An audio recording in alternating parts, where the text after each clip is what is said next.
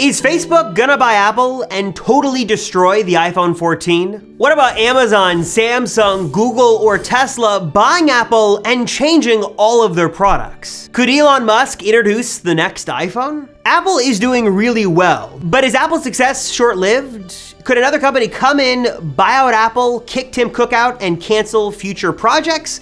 Maybe Facebook is about to get their sweet revenge on Apple, and the iPhone might be in big trouble if they do. And a big thanks to Vessi for sponsoring this video.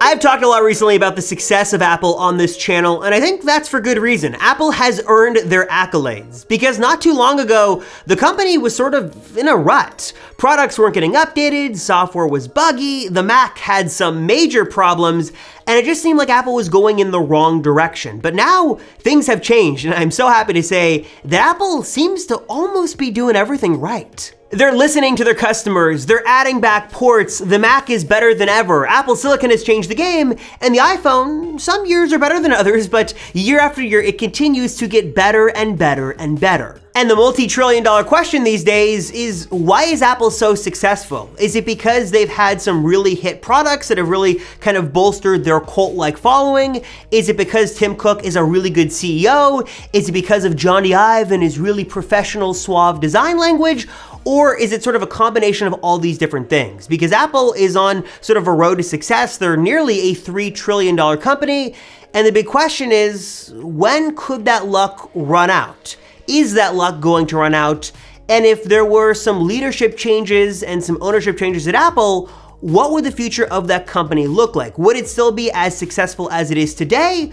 Could it be better? Or could it be way worse? Bear with me for just a second as we sort of think about what could happen if Apple had some major leadership changes and how that would affect their products and the company moving forward. For example, what if Elon Musk just came out and tweeted that he was gonna buy Apple, that he put up the cash, he bought the company, he kicked Tim Cook to the curb, and he became Apple's new CEO, and on day one, he was tweeting about new future projects, including future iPhone models, years and years before they were actually ready to ship. And before we even go too far down that rabbit hole, as we've seen Elon take a liking to different tech companies these days, there's a question. Could Elon Musk become Apple's next CEO, for example? Could Elon just shell out the cash and buy Apple?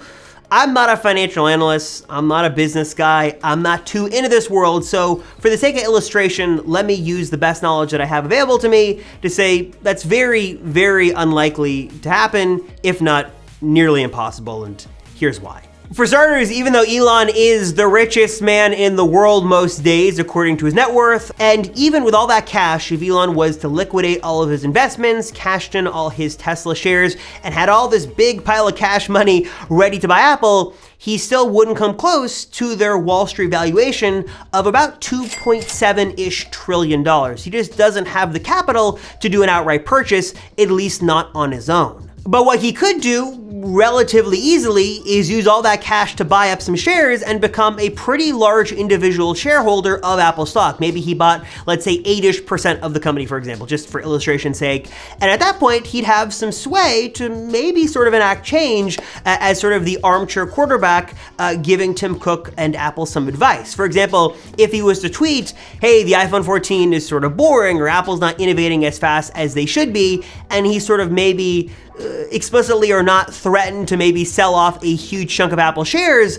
that would be very volatile to Apple. That would move the stock either up or down depending on how he's feeling for the day, and that could be a very big problem for Apple, and one that the company, I think, would probably hope to avoid at all costs. And look, I know Elon Musk is a very polarizing figure right now. Some people love him, some people hate him, but regardless of what you think about him and sort of your personal feelings, the facts don't really lie, and if you look at sort of the stats, he's had a lot of success with multiple business ventures, specifically with Tesla. Tesla, the Model 3 and Model Y are now very successful cars. They're some of the safest, best-selling, most popular tech-packed cars on the road right now. Elon did not give up, even though Tesla was on the verge of bankruptcy multiple times, and now Tesla is a wildly successful car company that has many loyal fans, as loyal, if not more loyal, than Apple fans are today. And although Elon being Apple's CEO would be very unorthodox and probably would never happen, there are a couple of good things that Elon's influence could have on Apple. For example,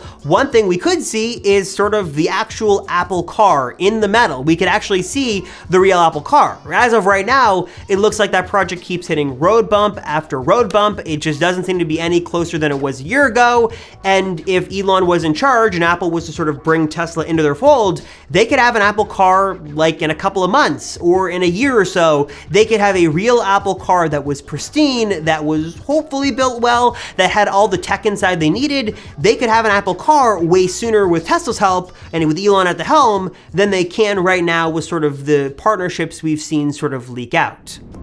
Before we continue breaking down Apple's potentially interesting future, I want to take a quick break and show off these, some of my favorite shoes of all time, made of course by this video's sponsor, Vessi. Now, for those of you who have not heard of Vessi before, let me introduce you to some of the most sleek, most comfortable, and stylish shoes that I have ever worn. I love Vessi shoes for so many reasons, including the fact that they're available in a variety of different styles and colors to match your look, and also that they're just perfect for any occasion. Running, hiking, commuting, even just an average day at home is gonna be way more comfortable with Vessi shoes on your feet. And personally, I am just a huge Vessi fan myself. I love these sneakers. They're super comfortable, they're easy to clean, they're lightweight, and fun fact, if you don't believe me, I'm actually wearing Vessi sneakers right down below out of frame right now. A little behind the scenes action for you. I just love these shoes. They're super comfortable and total game changer here. They're also totally 100% waterproof too. Vessi sneakers are made from Dymatex, a dual climate knit that keeps it cool in the summer, warm in the winter, and doesn't feel like it should at all be waterproof, but it totally is. They're also sustainably made and 100% vegan. So if you guys want to learn more, check out Vessi sneakers for yourself today. Hit the link right down below or head to vessi.com/theapplecircle. And I just love knowing that whether in rain or shine, my shoes are going to be comfortable, and also that my socks are not going to get wet, because there's nothing worse than that horrible wet sock feeling. It's horrible. Luckily, these shoes are waterproof. They're fantastic. They're great. I love them. I know you guys will love them as well. So again, learn more at the link below or head to vessi.com/theapplecircle.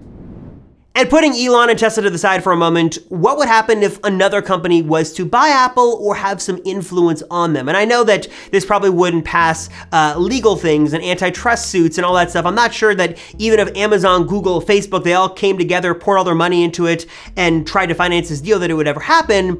But it does make you think if Apple would be better or worse with some outside external influences from other big tech companies. For example, we had heard a few years ago that Bob Iger and Steve Jobs had at least discussed the possibility, or at least what it would look like, for Apple and Disney to merge to become one big company. And I'm sure that would have a lot of different pros and cons, but something interesting that would be great today would be the power and the back catalog of Disney Plus merged with the quality and sort of the limited availability of shows on Apple TV Plus. Apple TV Plus has some great shows, but Apple's really taking the quality over quantity approach, and they just don't have the back catalog of content to really get new subscribers in there and get them to stay. Disney Plus, on the other hand, does not have that problem at all. They have a ton of original content, they've got a bunch of really nice things in their back catalog, and sort of merging those two together to make one streaming platform would be almost an unbeatable combination that'd be really successful for both parties involved. And I think some Disney influence on Apple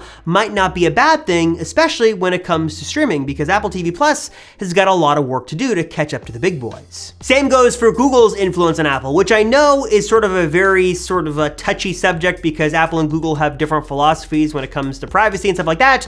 But I do think some Google influence would be good on Apple, specifically in the case of Siri. Let's say, just for example's sake, that Google was to take a privacy conscious approach. They were not trying to break Siri out of the walled garden it's in, but they were able to provide more smarts, more data, more analytics, better data that Siri could pull from to make it a much more usable virtual assistant. Because as of right now, Siri has fallen really behind what Amazon's doing, what Google is doing, and I just think that having a little bit of that Google smarts built in could really take Siri to the next level. as long as it doesn't compromise on what Apple's built and sort of turn people off because it just becomes this sort of data collection machine. And if we were just to discuss what the possibility of a Meta, Facebook-owned Apple would look like, I think we could all agree that would not look good. Google's not really great as a moral compass to follow, but Facebook sort of takes the cake as being the worst. I think they were just voted like one of the worst companies, if not the worst company of 2021. So not a lot of faith in Facebook from consumers and professionals and those in the industry alike. I don't know if there would be any benefit to Facebook owning Apple and Mark Zuckerberg being sort of the CEO of Apple. That would just be what nightmares are made of, and I don't think anybody in the world wants that to happen. And I went down that wild, crazy road of speculation to bring it home to sort of this main point. It's that Apple is an anomaly.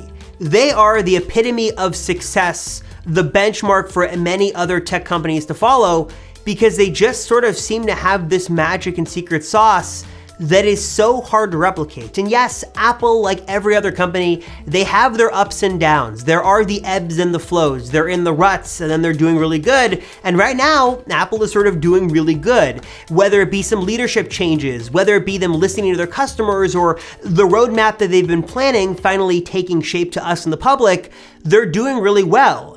And I think that it can't be understated that not only are they doing things well now, but this has been a lot of behind the scenes work to make it happen. Because yes, they've had hit after hit with the Apple Watch and the iPhone and the iPad, but not only are those products very special on their own, but if Apple didn't do what they needed to do to make them successful and continue to make them successful, that success is only going to be going so far, and it's going to be short-lived. For example, let's say another company was to come in and buy Apple tomorrow. Let's say Elon bought Apple and he was going to change everything. Yeah, he'd have some success at first. I mean, he'd be cashing checks on iPhones, AirPods, Macs. He'd be raking in the money and making bank. But after a while, when the current roadmap sort of hits its end, when you have to decide what to do next, that's where things get difficult. And I think that the transition between Steve Jobs and Tim Cook is one that was handled delicately and one done so well. And Tim Cook should get a lot of credit because